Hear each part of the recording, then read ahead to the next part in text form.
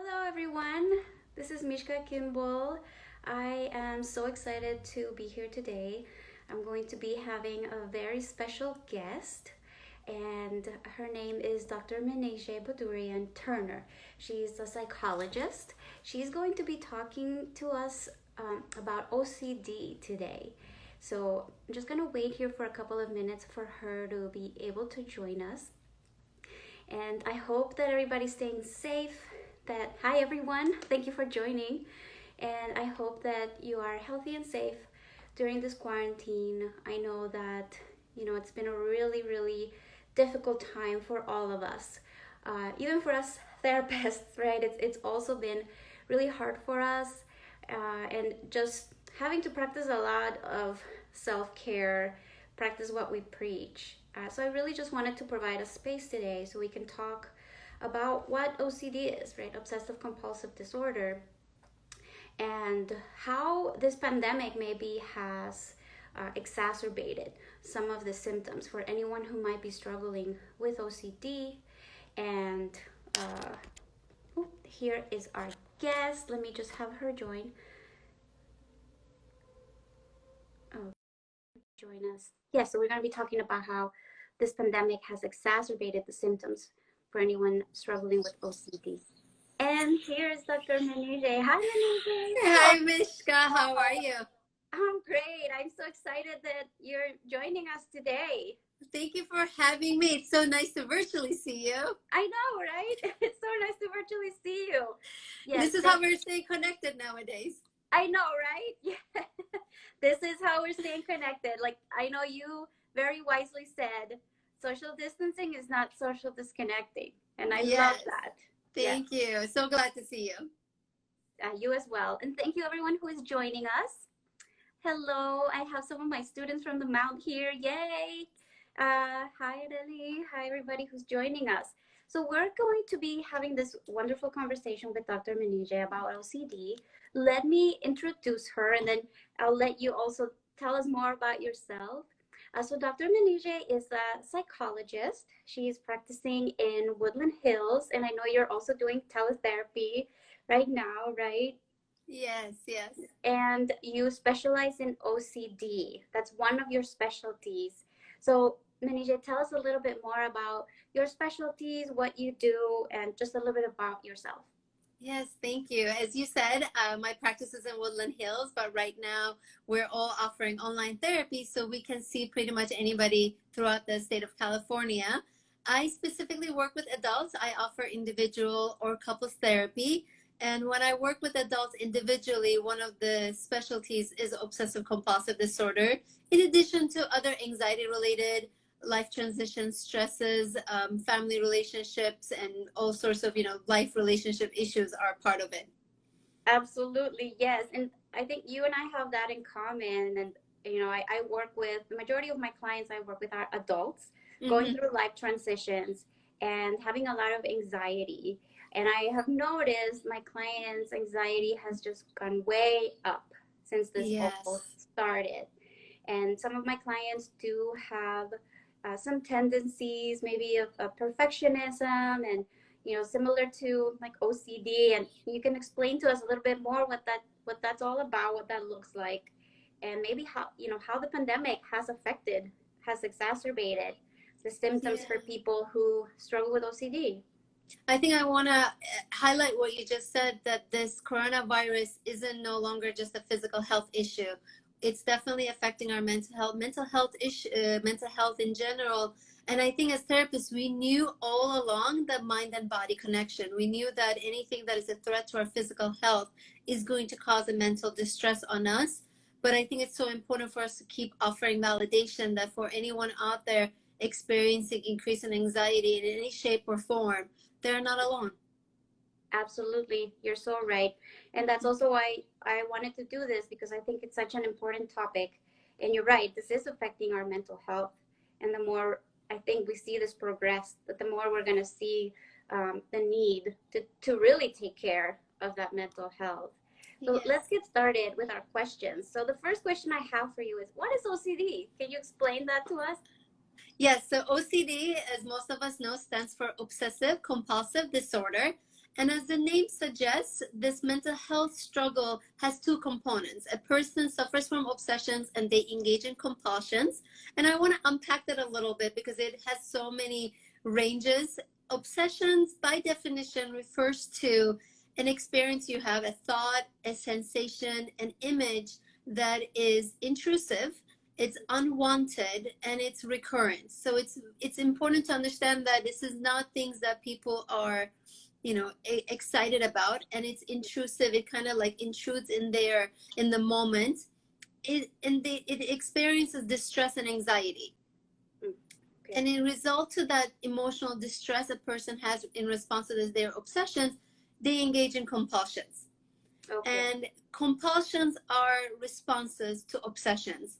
It's so important to call it response because people think, oh, they are behaviors people do. And behaviors actually are just one of the compulsions. So like we know the behaviors of opening and closing the door a couple times, or checking the locks, hand washing, and those are behaviors that we can visibly see. There are other compulsions that I know people suffering from OCD really will resonate with are, for example, avoidance. So they avoid things that are related to their obsessions. It could be places, it could be people, it could be things, like not touching a doorknob, for example, will be an avoidance of touching a doorknob. Another common compulsion is mental. So mental compulsions are things that you won't see because it's all in their mental processing. A person with a mental compulsion would do the counting. Okay. So you won't see them that they're doing a compulsion because physically they're just look the same and they're or sitting still, but mentally they're counting, or mentally they're reviewing things. If I may continue that example with like, did I lock the door? I don't remember if I locked the door. That doubt, the person will then mentally review and pretend as if they're walking through their house and walking through their morning routine to mentally review and mentally check. Prayers are another mental compulsions.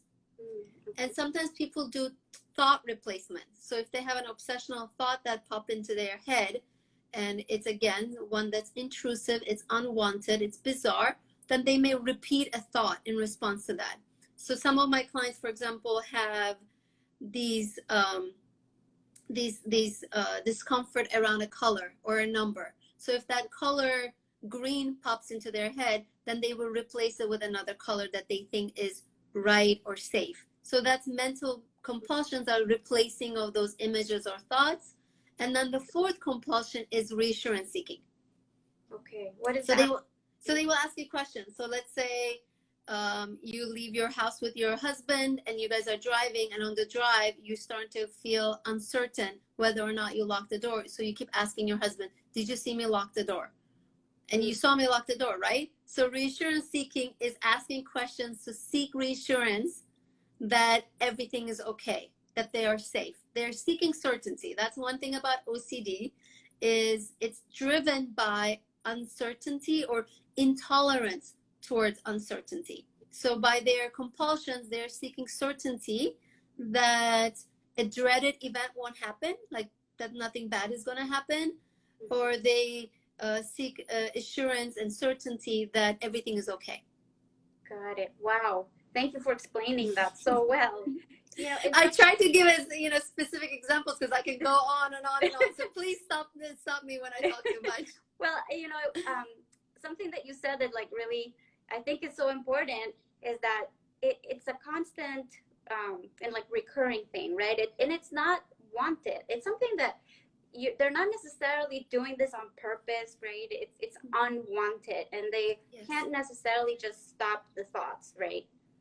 Yes, they can't. And sometimes that's what they do, the compulsions. And that's how OCD manifests itself, because compulsions are persons kind of their own way of fixing the problem.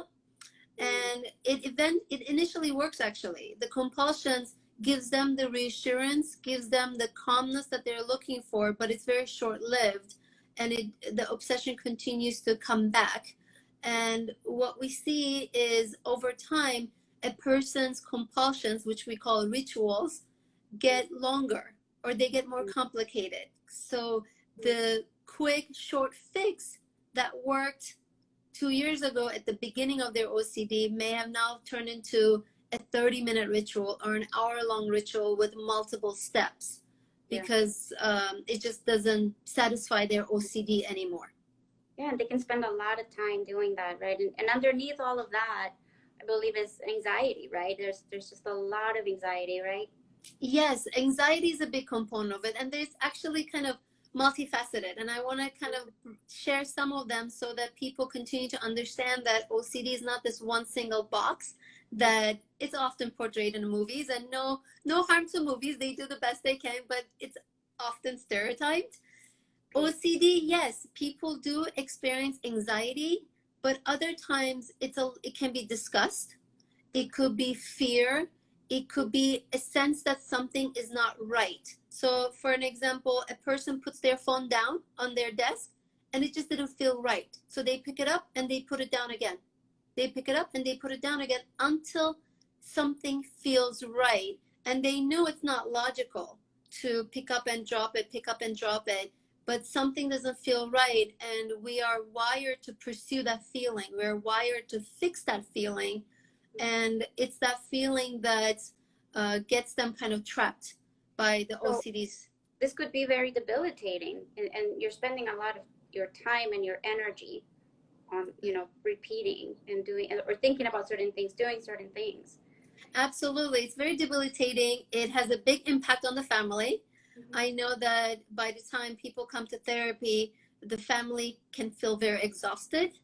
Mm-hmm. And family, as sometimes does its best to accommodate just to get the person out of the house or get the person to sit down and eat their dinner.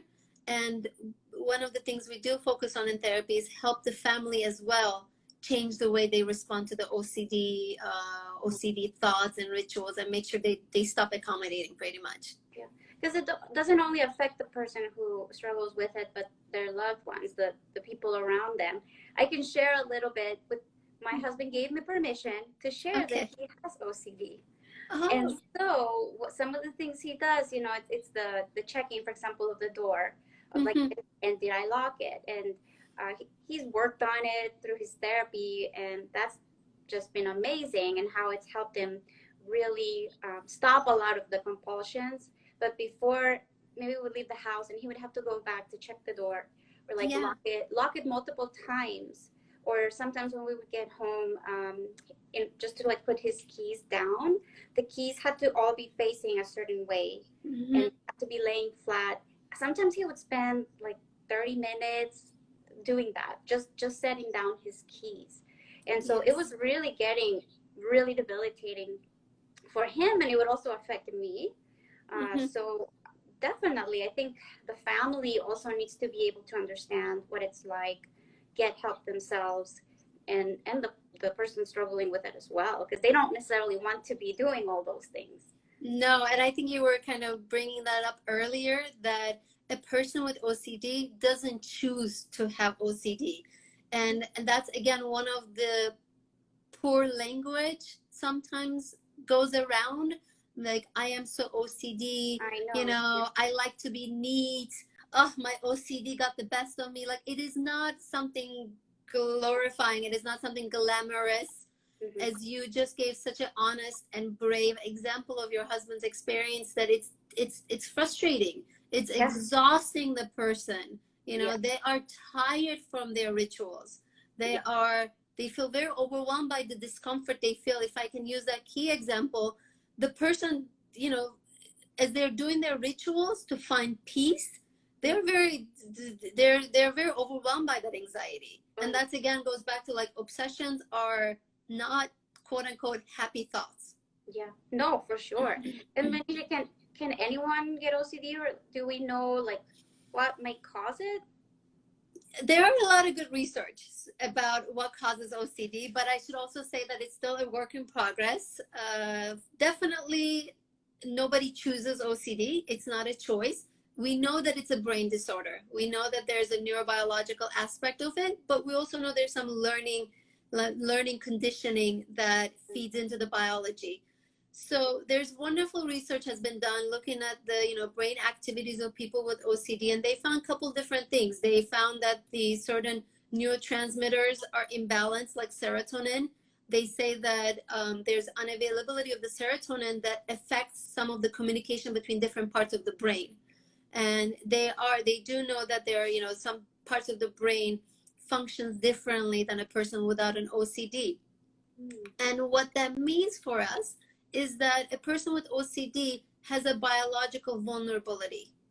They have a biological sensitivity, and then some learning processes kind of feeds into it. Specifically, a theory I kind of just want to share it, which I know you know, operant conditioning. Is a theory where a behavior is reinforced and increases in probably like increases in frequency. So like we were saying earlier, a person does a compulsion and it reduces their anxiety. So guess what happens? Next time they have the anxiety, they do it again. Oh yeah, so they're being conditioned. Yeah. Exactly. So we know that conditioning, those very well-researched learning theories do also explain some of the OCD that the person develops. Wow, that's so interesting. And have you noticed ever since this pandemic started that Yes. maybe some of your clients, their symptoms have gotten worse? How is this pandemic affecting people with OCD? I think that's one of the best questions for us to talk about, because I think it feeds into the people's misperception around OCD. If you think OCD is all about contamination and being, afraid of germs, then you do fall into this perception that, oh my God, people with OCD must be living in hell right now. But again, that feeds into the perception that that's all OCD is, and it's not.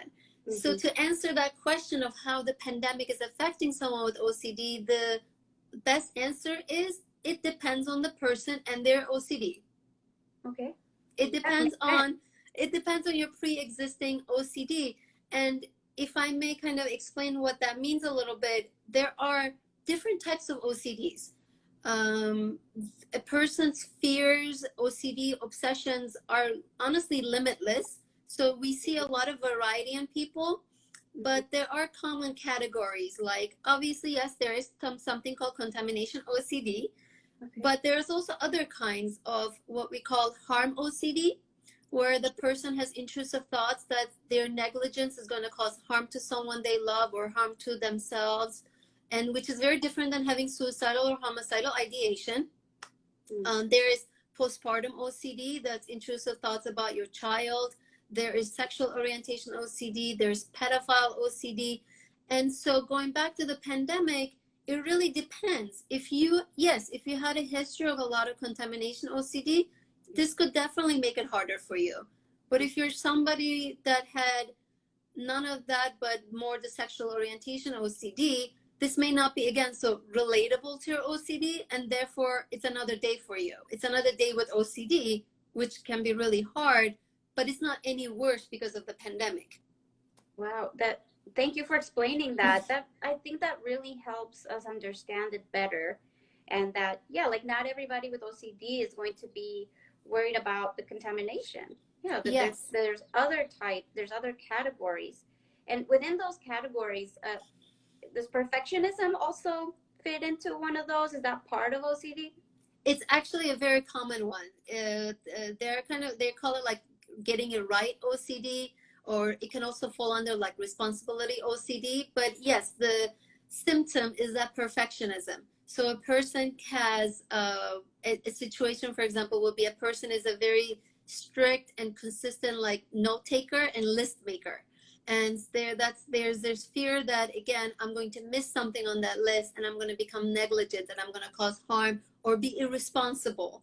And again, not tolerating the uncertainty that you may or may not miss something.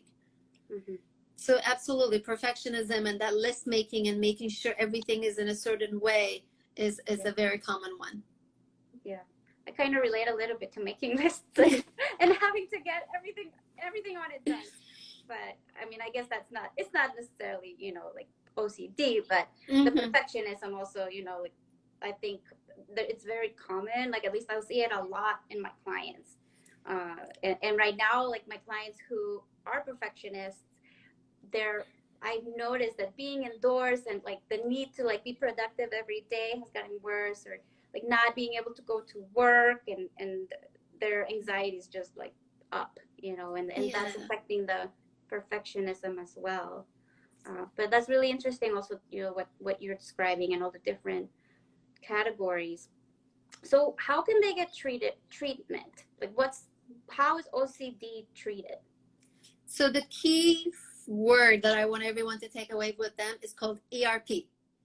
Okay. It's called exposure and response prevention, and it is the golden treatment for OCD. It is the number one treatment for OCD. It's something from a CBT theory, but it's more than just CBT. So when you're looking for a therapist to work with OCD, it's not just a CBT therapist. It needs to be an ERP therapist. As I said, it's exposure and response prevention. And the idea here is you expose yourself, if I can kind of just simplify it, you're exposing yourself to your feared stimuli, like whatever is causing your distress. It could be the keys, it could be the list making, it could be, driving, and then doing the response prevention, meaning that you prevent yourself from engaging in your compulsions. Mm-hmm. And the principle behind ERP is that we can't control our thoughts, but we can control how we behaviorally respond to them. Got it. Okay. And the person learns that they can live without doing the compulsions. Okay. And they can live with the uncertainty. That's one of the key things here, is that we encourage people to tolerate the uncertainty. Okay. You may or may not have locked the door. You may or may not have, kept the keys, lined them up correctly, and tolerating that uncertainty. And one of the things I always tell my clients when we do ERP exercises, as I was saying earlier, it's not always about feeling anxious. It's about sometimes it just doesn't feel right. And I tell them, if you walk away from your ERP exercise feeling right, feeling, oh, this went well, like this was well done, that's not ERP. You need to walk away feeling like something is wrong, something is imperfect, something just doesn't sit right. And that's the feeling we want them to tolerate. Okay, so it is part of it is creating the discomfort. And absolutely, yes. And then conditioning them to be okay with the discomfort, and be more at peace, in a way. Yes, and if I can share with you before we run out of time, this really my favorite analogy about ERP. A lot of us, go to the gym, and when we're at the gym, we, choose to engage in, push-ups or cardios or weight that is a little extreme. You see people, pushing 200 pounds weight, or running in 20 minutes, like as if a lion is, chasing them. And then they walk out of that gym because they know that what they did right now just build their physical muscles. So ERP is your mental gym. You're going to go and push really heavy weights that is really heavy on you, because when you walk away from your ERP, you just build your bravery muscle and you build your tolerance muscle. I love that explanation, the mental gym. I think that's going to stay with me. I love that. Yes. I think that's a great way to explain it and just understand it. It's practice then, right? Like that's what we do at the gym. We got to practice, and yes, consistency. Because with ERP, for example, again, if I can give the example of contamination, I would have my clients, for example, touch the bottom of their shoe and then put their hand on their head or their cheeks. And then you wonder, like, okay, nobody really touches the bottom of their shoe and does that. I'm like, I get that, but nobody really also pushes 200 pounds anything during the day. So what ERP does is that it makes you more tolerant to live the rest of your life. So when your key falls on the ground, you have no anxiety to pick it up because you just did something really tough with your ERP maybe an hour ago. So it's a lot easier for you to pick up your keys from the floor when it falls. Got it. What about, I'm just curious, for someone who does have the obsessions of contamination and the compulsions, how are they coping right now? Because that, with a pandemic, absolutely, imagine be a trigger. Absolutely, yes. Going back to the pandemic, it is obviously triggering to some people. I'm not saying that people with OCD are not being affected. I just don't want anyone to assume that everybody with OCD is affected. And then I think there was a comment somewhere in social media that not everybody, like people are not going to all come out from this pandemic all having OCD, because that's not, again, how OCD works. So what we want to do is we want to remind people, yes, follow the CDC guidelines, but with limits. Because what happens with OCD is that the person's mind is never satisfied, so it will take it to the extreme. So it will wash their hands 20 minutes, not 20 seconds. Mm-hmm. So we want to remind people, we're not saying be careless, right? Ignore CDC. Obviously, nobody would say that. No. But we're saying, yes, hopefully not. We're saying follow the CDC guidelines with limits. Don't go above and beyond. The OCD will say to you, we do use the word like OCD mind, and OCD will say, did I do enough? And it will keep pushing you, and it will keep having you double check, triple check, quadruple check. So we're telling people, don't go above and beyond, stay within the limits. And we also want to remind people that you're going to treat your OCD the same way you were doing it pre-quarantine. Your OCD rituals are not any more meaningful. They're still meaningless. Okay. Yeah. They're still like unimportant. You don't just get to say, now my rituals are valuable because of the pandemic. No. Your rituals were always useless, and we're going to continue to treat them like they're useless, meaningless responses. Yeah. Wonderful. Thank you so much for explaining that. You have so much knowledge about this topic. And, the last thing before we jump into some questions are, what might be some resources you could share with our viewers? Any tools, like helpful tips? Yes. The most important place that I want everyone to stay connected with is IOCDF, which is International OCD Foundation. You can Google them. They have a website, and they have a YouTube channel. They have Instagram handle. So, and if you join their newsletter, they are sharing wonderful information. They have an annual conference, which was going to be in Seattle this July. I think they're doing it virtually right now. I don't really remember, but again, it's in July. It was going to be in Seattle this year. So I would say stay connected with IOCDF. And I have a book, actually, I'm currently also reading. So this is the one I would recommend, by Jonathan Grayson, Dr. Jonathan Grayson, Freedom from Obsessive-Compulsive Disorder. And I also just finished a wonderful book by, hopefully I'm not butchering the author's name, Shayla Nicely. And the title of the book is Fred in the Refrigerator? Oh. It's her story of recovering from OCD, and she's now a therapist who's helping other people with OCD. So I love her book. I would highly recommend it. It's a wonderful book. Thank you. Awesome. Thank you for sharing those resources. And let me look at some of the questions. We do have some questions here. So before we finish, and if anybody has questions right now, go ahead and put them in the comments. Okay. So let's see. The first question. Can OCD and ADHD co-occur? Yes, that's a great question, because I should really validate and normalize that with people with OCD, we're seeing a lot of dual diagnosis, meaning that they have OCD and they meet the criteria for another diagnosis. The most common ones are depression. As you were explaining earlier, it's very debilitating, and it can be very, impairing into their social, like everyday functioning. So we're seeing a lot of depression with people with OCD, and we're seeing a lot of substance use. There's a lot of alcohol use, sometimes to, as you know, numb the stress. There's a lot of eating disorder, body dysmorphia. We also see with people with OCD.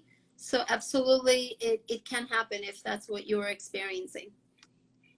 Perfect, thank you. Let me see, there was another question. It said, if someone is obsessed with certain brands and putting stuff in a certain order, is that part of OCD?